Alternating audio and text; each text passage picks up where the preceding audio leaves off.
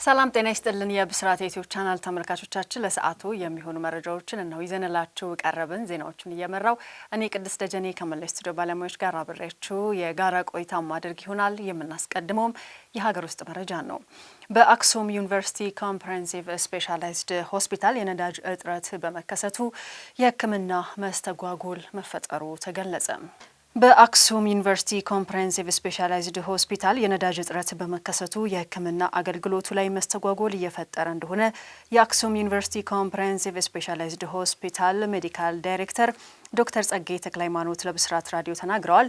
እንደ ዶክተሩ ገለጻም ከሆነ የነዳጅ እጥረት በመከሰቱ ምክንያት ታካሚዎችን ወደ ተለያዩ ሆስፒታሎች ሪፈር ለመላክ መቸገራቸውን ገልጸዋል። ስለሆነም ከተማው ላይም የነዳጅ እጥረት በመፈጠሩ በነዳጅ ማደያዎች ላይ ነዳጅ ማግኘትም እንዳልተቻለ አክለዋል። አሁን ድረስ የገንዘብ እጥረት ችግሩ መፈታት አለመቻሉን ገልጸው ጥሬ ገንዘብ ባለመኖሩ ታካሚዎች ለእንግልትም እየተዳረጉ መሆኑን ገልጸው በአብዛኛው ከገጠሩ የትግራይ ክልል ወደ አክሱም ሆስፒታል የሚመጡ ታካሚዎች የሞባይል ባንኪንግ ተጠቃሚ ባለመሆናቸውም ችግሩን ማባባሱንም አክለዋል። በመሆኑም ችግሩ በቅርቡም ይፈታል የሚል ተስፋ እንዳላቸው ነው የገለጹት። በተጨማሪም ከኢትዮጵያ ቀይ መስቀል ማህበር የ6 ሚሊዮን ብር የመድኃኒቶችና የተለያዩ የሕክምና እቃዎች ድጋፍ መደረጉን ገልጸው ይህ ድጋፍ በሆስፒታሉ የሚሰጡ የሕክምና አገልግሎቶችን ለማጠናከርና ለታካሚዎች የሚኖረውን የመድኃኒት እጥረት ለመቀነስ ትልቅ አስተዋጽኦ ይኖረዋል ሲሉም ዶክተር ጸጋይ ተክለሃይማኖት ጨምረው ገልጸዋል። ዘገባው የሰምሃር አለባቸው ነው። በጸጥታ ስራ ላይ የነበረውን ግለሰብ በድንጋይ በመምታት ህይወቱ እንዲያልፍ ያደረጉ ግለሰቦች በቁጥጥር ስር ዋሉ። በደቡብ ኢትዮጵያ ክልል በገዜ ጎፋ ወረዳ በአላ ጋልጣ ቀበሌ የወንጀል ድርጊቱ ተፈጽሟል። በጸጥታ ስራ ላይ ከሌሎች የስራ ባልደረቦቹ ጋር ስምሪት ወስዶ በመስራት ላይ የነበረውን የግል ተበዳይ ረዳት ሳጅን አየለ አማኑኤል ጨለማን ተገን በማድረግ በድንጋይ ጭንቅላቱን በመምታት ከፍተኛ ጉዳት በማድረስ ለሕክምና ሳውል ሆስፒታል ሲደርስ ህይወቱ ማለፉ ተገልጿል። ተከሳሾች ኤልያስ ኃይለ ኢየሱስና አሸናፊ አለማየ የተባሉ ግለሰቦች የሰው ሕይወት አጥፍተው ለጊዜው የተሸሸጉ ቢሆንም ተበዳይ ላይ በአሰቃቂ ሁኔታ ግድያ የፈጸሙ ሁለት ግለሰቦች በፖሊስና በህብረተሰቡ ብርቱ ክትትል በሳውላ ከተማ ከሌሊቱ 9 ሰዓት ላይ በቁጥጥር ስር ውለዋል። ሶስተኛ ተከሳሽ ጌታውን ከበደ የተባለው ግለሰብ ለጊዜው የተሰወረም ሲሆን ፖሊስ ተጠርጣሪውን በቁጥጥር ስር ለመዋል ብርቱ ክትትል እያደረገ እንደሚገኝ የደቡብ ኢትዮጵያ ፖሊስ ኮሚሽን ህዝብ ግንኙነትና ገጽታ ግንባታ ዳይሬክተር ምክትል ኮማንደር አሸናፊ ኃይሌ ለብስራት ራዲዮ መናገራቸውን የባልደረባችን ሳምራይት ስዩም ዘገባ ያመለክታል። አሁን ደግሞ ከውጭ ወዳገኘናቸው መረጃዎቻችን አለፍን። አሜሪካ የኢራንን የነዳጅ ሀብት ለመቆጣጠር እየፈለገች ነው ሲል የኢራን የውጭ ጉዳይ ሚኒስቴር አስታወቀም።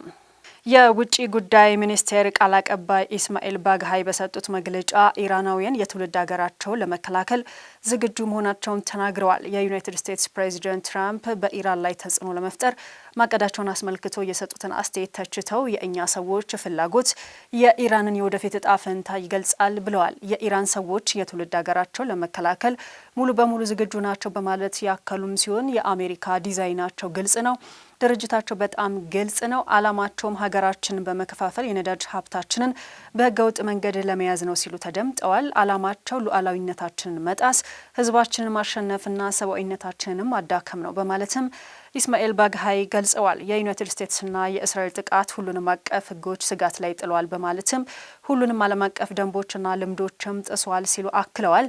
ባጋኢ ኢራን ከአካባቢው ሀገራት ጋር ጥሩና ወዳጃዊ ግንኙነትን ለማስቀጠልም የጸናች መሆኗን ተናግረዋል። ከነዚህ መካከል ብዙዎቹ ጦርነቱ ከተቀሰቀሰ በኋላ በኢራን ሚሳኤሎችና ሰው አልባ አውሮፕላኖች ኢላማም ሆነዋል። ይሁን እንጂ የሌሎች ሀገራት ግዛቶች በኢራን ላይ ጥቃት ለመሰንዘር የሚጠቀሙበት ከሆነም ኢራን ራሷን የመከላከል መብት እንዳላትም አጥብቀው ተናግረዋል። የእኛን የመከላከል ተግባር ከነዚህ አውራጃዎች ውስጥ የትኛውም የጠላትነት ድርጊት ተደርጎም ሊተረጎም አይችልም በማለትም በመግለጫቸው ተደምጠዋል። የኳታሩ ጠቅላይ ሚኒስትር በኢራን የደረሰብን ጥቃት ትልቅ የክህደት ስሜት ፈጥሮብናል ሲሉ ገለጹ። ከስካይ ኒውስ ጋር ባደረጉት ቃለ ምልልስ የኳታር ጠቅላይ ሚኒስትር ሼክ መሐመድ ቢን አብዱራህማን ቢን ጀበል አልታኒ በኳታር ላይ የተፈጸመውን ጥቃት ተከትለው የኢራን አመራር ትልቅ የክህደት ስሜት ደርሶበታል ሲል ገልጿል።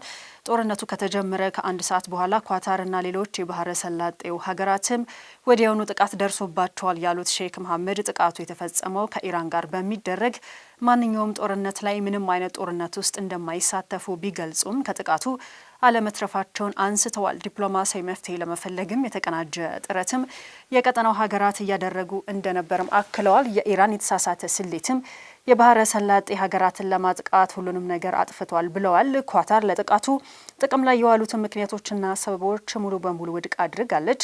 ፕሬዚዳንት ማሱድ ፔዜሽኪያን ይቅርታ ከጠየቁም በኋላ ኢራንን እስካላጠቁ ድረስ ኢራን እንደማትደርስባቸው ከተናገሩ በኋላም ኢራን በባህረ ሰላጤው ሀገራት ላይ ጥቃት ማድረሷን መቀጠሏ አስደንጋጭ ነው ብለዋል።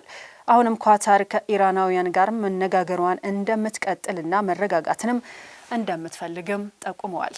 ተመልካቾቻችን ለሰዓቱ የያዝናቸው መረጃዎች እነዚህን ይመስሉ ነበር። ስለተከታተላችሁ እናመሰግናችኋለን። ዜናዎቹን እየመራው ነው ቅድስት ደጀኔ ከመለስ ስቱዲዮ ባለሙያዎች ጋር አብራችሁ ቆይታ አድርጌያለሁ። በያላችሁበት ሰላም